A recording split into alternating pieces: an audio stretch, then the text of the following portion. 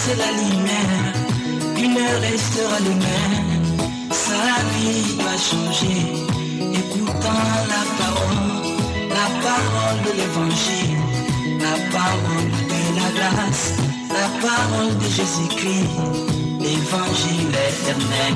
Oh, l'évangile éternel, l'évangile éternel. Oh, l'évangile de la grâce, l'évangile éternel. L'évangile de Jésus-Christ, l'évangile éternel, l'évangile de la grâce, l'évangile éternel.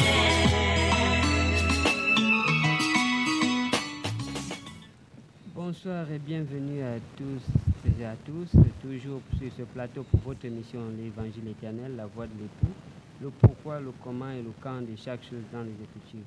Aujourd'hui, nous sommes encore venus une fois de plus pour donner au peuple de Dieu ce qu'il faut pour la route des Canaan. Je vous remercie d'être très attentif à cette émission. Et comme d'habitude, je suis accompagné du frère Yannick. Frère Yannick, bonsoir. Bonsoir frère bien-aimé, nous saluons tous les saints. Ça c'est votre émission, la voix de l'époux, l'évangile éternel, le pourquoi et le quand de chaque chose dans les Écritures.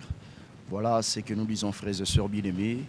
Et prenez déjà vos Bibles, rentrez dans la maison, parce que ça, c'est votre émission qui apporte la lumière, frère. Nous disons que le ministère a pour but d'éclairer, frère. Est-ce que vous attendez ces choses? Le ministère, c'est ça le chandelier qui doit éclairer le pain, frère. Et vous êtes heureux parce que ce soir, vous aurez la lumière sur quelque chose qui est écrit dans la parole du Seigneur. Et aujourd'hui, nous parlons sur les ténèbres du commencement, frère.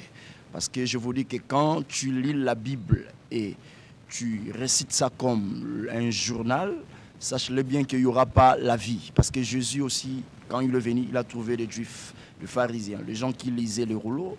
Il dit, vous sondez les Écritures, vous pensez trouver en elles la vie.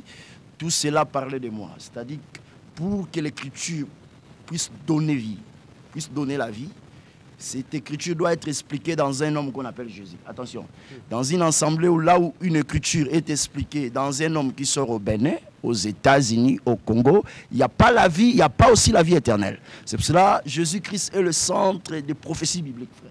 C'est pour cela que Jean a vu un homme qui marchait au milieu de 7 chandeliers. Et nous disons les 7 chandeliers aujourd'hui représentent la marche de l'Église. Jésus doit être au centre du message, frères et sœurs. Mon frère Élisée prend Genèse chapitre 1, nous commençons par le verset 1. Prenez vos Bibles à la maison. Genèse chapitre 1, verset 1. Voilà. Au commencement, Dieu créa les cieux et la terre. La terre était informe et vide. Il y avait des ténèbres à la surface de l'abîme et l'Esprit de Dieu se mouvait au-dessus des eaux. Dieu dit que la lumière soit et la lumière fut. Dieu vit que la lumière était bonne et Dieu sépara la lumière d'avec les ténèbres. Très bien, frère. Nous parlons sur les ténèbres du commencement. Voilà ce qui est écrit, frère. Qu'au commencement, Dieu créa le ciel et la terre. Attention, frère. Nous reprenons d'abord la lecture. Au commencement, Dieu créa le ciel et la terre. L'Écriture dit que la terre était informe et vide. Voilà ce que l'Écriture dit. Il y avait des ténèbres à la surface de l'abîme. Est-ce que vous entendez ces choses? C'est-à-dire les ténèbres se trouvaient à la surface de l'abîme. Et voici ce que l'Écriture dit. Dieu dit que la lumière soit, et la lumière fut. Et l'Écriture précise en bas que Dieu sépara la lumière avec les ténèbres. Est-ce que vous entendez ces choses, frère? Et nous disons que la création tout entière, premièrement, parle d'un homme qui est Jésus. Parce que si tu veux prêcher la Bible, tu ne vois pas Jésus, tu n'as jamais prêché. Parce que dans Apocalypse chapitre 1, frère, prenons ça, Apocalypse chapitre 1, verset 1. Apocalypse chapitre 1, verset 1. Prenez vos Bibles. Apocalypse chapitre 1, verset 1. Prends le verset 8, frère. Lis. Apocalypse chapitre 1, frère, lisons le verset 8. Apocalypse chapitre 1, verset 8. Oui. Je suis l'alpha et l'oméga, dit le Seigneur Dieu. Voilà. C'est lui qui est, qui était et qui vient. Très bien, frère. Voilà. L'Écriture dit que je suis l'alpha et l'oméga. Est-ce que vous entendez ces choses? Dieu n'a pas un commencement. Mais comment ici il dit je suis l'alpha et l'oméga? Est-ce que vous voyez? L'Écriture dit que c'est lui qui est, qui était et qui vient. C'est-à-dire quoi, frère? Avant de comprendre celui qui était, il faut d'abord voir celui qui est. Est-ce que vous voyez ça, frère? Donc tu ne peux pas comprendre celui qui était si tu ne vois pas celui qui est et celui qui vient. Nous lisons Hébreux chapitre 13, verset 8. Jésus-Christ est le même hier, aujourd'hui et éternellement. Est-ce que vous voyez ces choses? Nous disons, celui qui était, c'est Dieu dans la loi. Est-ce que vous entendez? Celui qui est, c'est Dieu dans la grâce. Et celui qui sera, c'est Jésus qui retourne en Israël. Est-ce que vous entendez ces choses? C'est-à-dire que était, c'est dans le passé, c'est dans la loi. C'est-à-dire que même la création tout entière cachait un homme qu'on appelle Jésus. Jésus, c'est lui qui doit résumer les 7 jours de la création. Est-ce que vous entendez ces choses? Et nous disons qu'il y a eu le premier jour de la création parce que c'est lui qui est venu apporter la lumière. Jean dit que, l'Écriture dit dans Jean chapitre 1 que Jean est venu annoncer la lumière, mais il n'était pas la lumière véritable. Est-ce que vous entendez ces choses? Jésus devant la femme samaritaine, quand elle dit à la femme, si tu connaissais les dons de Dieu. Or, la lumière, c'est la connaissance. 2 Corinthiens chapitre 4, verset 6. On va prendre ça après, frère. Et nous disons ceci, frère, que Jésus, c'est lui aussi l'œuvre du deuxième jour. Parce que le deuxième jour, qu'est-ce que Dieu a fait? Dieu sépara les eaux d'en haut et les eaux d'en bas. Est-ce que vous voyez? Mais il fallait qu'il y ait une étendue pour séparer des eaux avec les eaux. Et nous disons que le tendit, c'est ça les séparateurs. Est-ce que vous entendez ces choses? Jésus se présentant devant la femme samaritaine, elle dit, la femme, donne-moi de l'eau à boire. La femme a dit, la femme a résisté, qu'entre nous, il n'y a pas des attentes. Comment tu peux me demander de l'eau à boire? Jésus dit, si tu connaissais les dons de Dieu, c'est toi qui m'aurais demandé de l'eau à boire.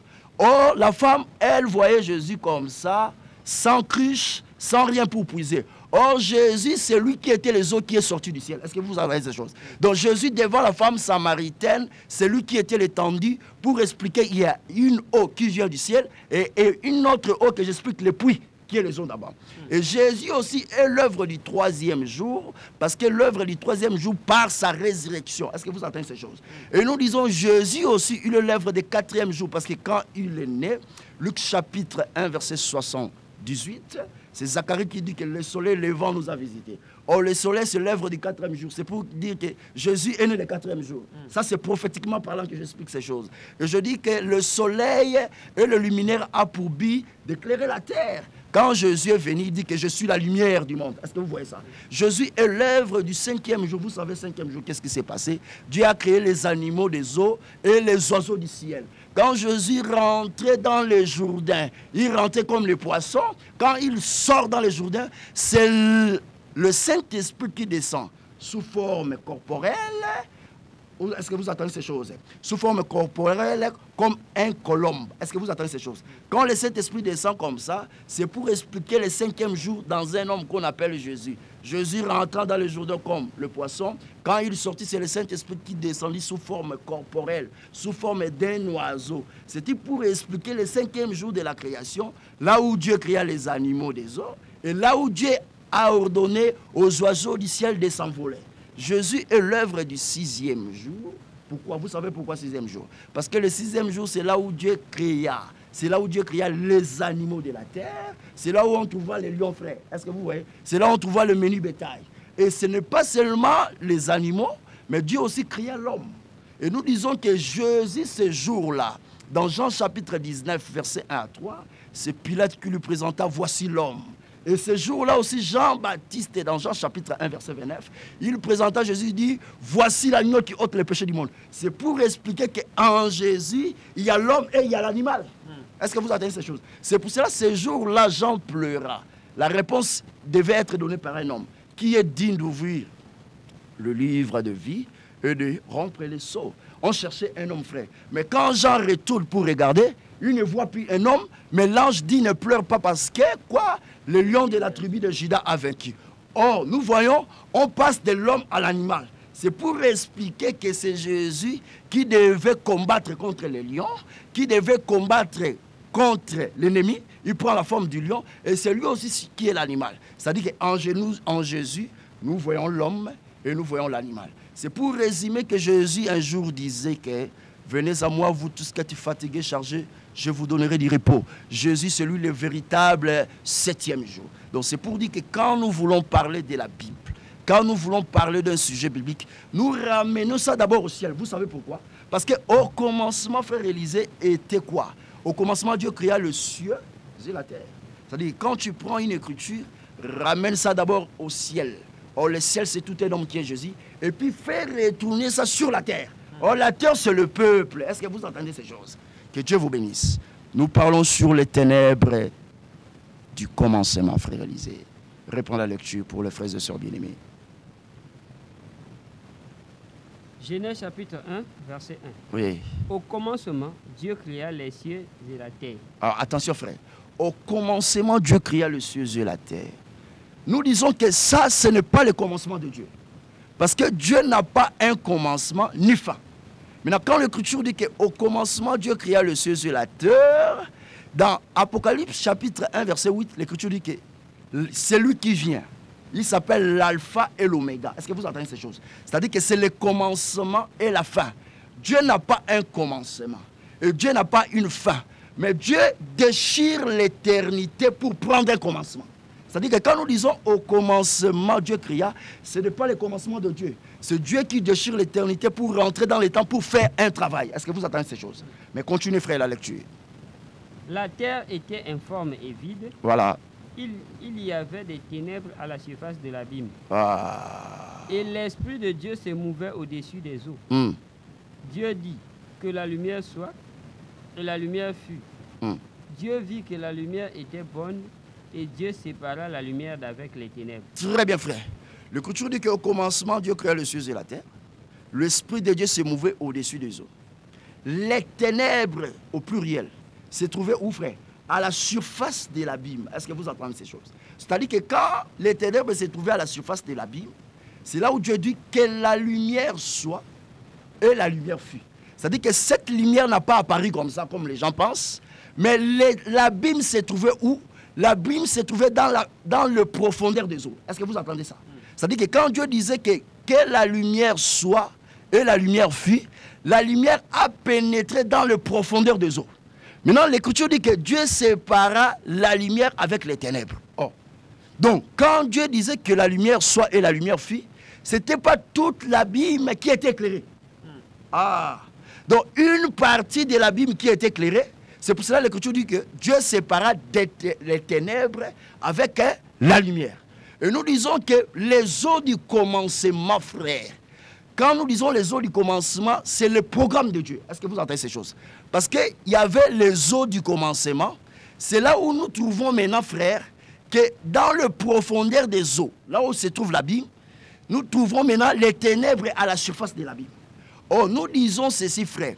Les eaux du commencement parlent de qui, frère? Quand nous disons les eaux du commencement, c'est le programme de tout, frère. Parce que les eaux, nous disons que même le monde que nous avons aujourd'hui, frère, est tiré des eaux. Est-ce que vous entendez ces choses? Parce que la terre aussi est tirée des eaux. Est-ce que vous entendez ces choses? Maintenant, nous disons que les ténèbres étaient à la surface de l'abîme. Nous voulons dire que les eaux du commencement expliquent tout un homme, frère. Où en lui, il y avait toutes les promesses. Parce que le monde entier est sorti dans les eaux, frère. Tout ce que nous voyons ici, là, c'est les eaux qui a produit ça. Et nous disons que les eaux du commencement expliquent tout un homme qui est Abraham. Est-ce que vous voyez ça? Parce qu'en Abraham, c'est là où se trouve la promesse de Dieu, c'est là où se trouve l'héritage, c'est là où se trouvent les dons, frère. Mais nous disons que la terre est tirée des eaux. Cela veut dire autrement, quand les ténèbres se trouvaient à la surface de l'abîme, cela veut dire aussi que la terre aussi était ténébrée. Est-ce que vous voyez ça? Parce que les eaux cachaient quoi? Cachaient la terre. Est-ce que vous avez déjà lu ça? Prenons l'écriture. Pierre. 2 Pierre chapitre 3. 2 Pierre chapitre 3, verset 5. Allons-y, frère. 2 Pierre chapitre 3, Oui. verset 5. Oui. Ils veulent ignorer en effet Ouais. que des cieux existèrent autrefois par la parole de Dieu, Oui. de même qu'une terre tirée de l'eau est formée au moyen de l'eau, et que par ces choses, le monde alors périt submergé par l'eau. Très bien. Frère Pierre dit que de même aussi un monde tiré des eaux. Est-ce que vous voyez ça?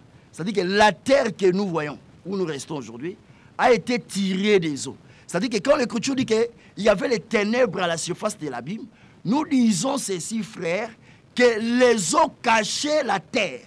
Donc la terre aussi était ténébreuse. Est-ce que vous voyez ça, frère? Donc il y avait aussi les ténèbres dans la surface de la terre. Et nous voulons dire quoi, frère? Parlant des eaux, nous disons les eaux expliquent Abraham. Hébreux chapitre 7, verset 9. Prends ça, frère.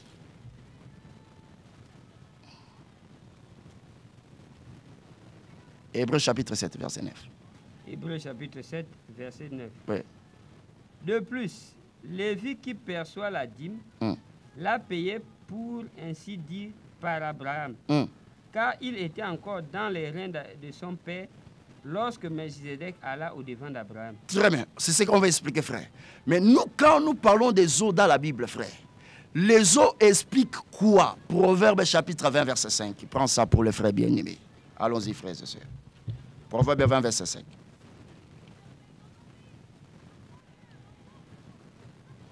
Proverbe chapitre 20, verset 5. Les desseins dans le cœur de l'homme sont des eaux profondes, mais l'homme intelligent sait y puiser. Très bien. Prends Proverbe chapitre 18, verset 4. Proverbe 18, verset 4. Les paroles de la bouche d'un homme sont des eaux profondes. La source de la sagesse est un torrent qui jaillit. Très bien, frère. L'écriture du frère Salomon dit ceci: les paroles dans la bouche d'un homme sont des eaux profondes. C'est-à-dire que quand nous parlons des eaux dans la Bible, les eaux expliquent aussi la parole du Seigneur. Est-ce que vous entendez ces choses? Mais les eaux n'expliquent pas seulement la parole, mais les eaux aussi expliquent tout un peuple. Apocalypse chapitre 17, verset 15. Prenez vos Bibles, frère. Allons-y vite, frère, lisez. Apocalypse chapitre 17, verset 15. Apocalypse 17, verset 15. Oui. Et il me dit, les eaux que tu as vues, sur lesquelles la prostituée est assise, ce sont des peuples, des foules, des nations et des langues. Très bien, frère. Donc, quand nous parlons des eaux, frère, les eaux dans la pensée expliquent aussi le peuple, la foule, les nations. Est-ce que vous entendez ces choses? Et nous disons, les eaux n'expliquent pas seulement le peuple, la foule et les nations. Les eaux aussi expliquent les Saint-Esprit. Jean chapitre 7, verset 37, frère. Prends ça. Allons-y vite, frère, lisez. Jean chapitre 7, verset 37.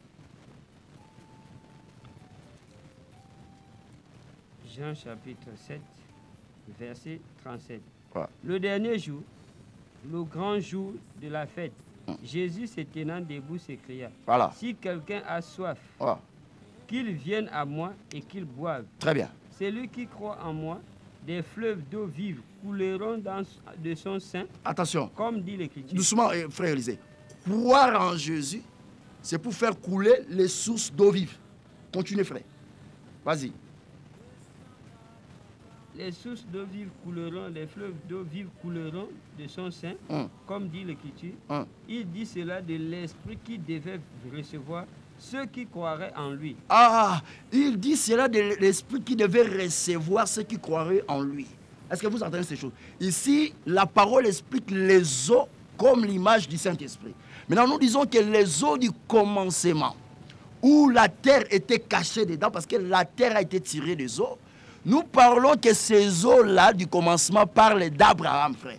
Parce que nous ne pouvons pas prêcher sans toutefois parler d'Abraham. Est-ce que vous voyez ça, frère? C'est en Abraham que nous avons les dons, la promesse, tout est en Abraham. Maintenant, l'Écriture dit dans Hébreux chapitre 7, verset 9, relève pour les frères et sœurs bien-aimés. Hébreux chapitre 7, verset 9.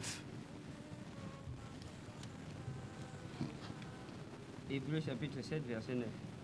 De plus, Lévi qui perçoit la dîme l'a payé, pour ainsi dire, par Abraham, car il était encore dans les reins. Très bien. La tribu de Lévi qui percevait la dîme, et attention, restez là. Frère Paul dit qu'il a payé sa dîme par Abraham. Continuez. Car il était encore dans ses reins. Donc quand Abraham paya la dîme de tout, devant Melchisedec, c'est-à-dire que Lévi aussi a payé. Pourquoi? Parce qu'il était dans les reins d'Abraham. Est-ce que vous entendez ces choses? Au commencement, il y avait les eaux. Maintenant, nous disons que la terre, c'est ça Lévi. Est-ce que vous entendez ces choses? Parce que Lévi est le troisième fils de Jacob. Or, la terre, c'est l'œuvre du troisième jour. Est-ce que vous entendez ces choses, frère?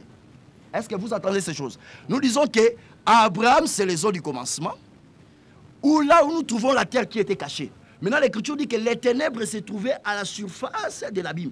Et nous disons que la terre qui se trouvait aussi cachée dans les eaux était ténébreuse. Est-ce que vous entendez ces choses? Et nous les expliquons que cette terre, c'est Lévi qui s'est trouvé en Abraham, Abraham comme les grandes eaux. Est-ce que vous voyez ça, frère? Et nous disons ceci, Lévi, c'est l'œuvre du troisième jour. De même aussi, Lévi, c'est le troisième fils plutôt de Jacob. De même aussi, Lévi, la terre a été tirée le troisième jour de la création. Genèse chapitre 1. Prenez ça pour les frères et sœurs. Genèse chapitre 1. Verset 9. Verset 9. Oui. Dieu dit que les eaux qui sont au-dessous du ciel se rassemblent en un seul lieu. Et que le sec paraisse. Et cela fut ainsi. Continuez, frère. Dieu appela le sec terre, et il appela la mer des eaux mer.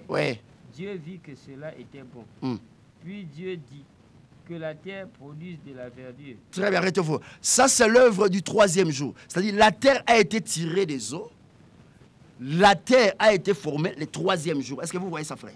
Et nous disons ceci, que la terre a été visible quand Dieu a mis l'étendue.